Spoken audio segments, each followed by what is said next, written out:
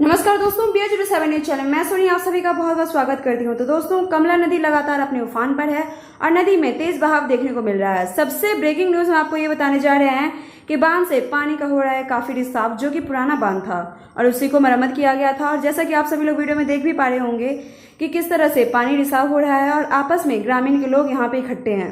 सभी लोग परेशान हैं कि रिसाव को देखकर ना जाने कब कौन सी दुर्घटना को अंजाम मिल जाए। अभी तो फिलहाल बहुत ही धीमी गति से पानी का रिसाव हो रहा है, लेकिन अगर समय रहते इसका उपाय नहीं किया गया तो ये रिसाव तेज भी हो सकता है। नरुवार निवासी एक बार फिर से बड़ी चिंता में है और लगातार धीरे धीरे पानी का रिसाव तेज हो रहा है। बांध पर यह मसला एक जगह नहीं बल्कि कई जगह पर हो रही है रिसाव, और अगर ये बांध टूट जाता है तो ना जाने इससे कितने लोग प्रभावित हो जाएंगे।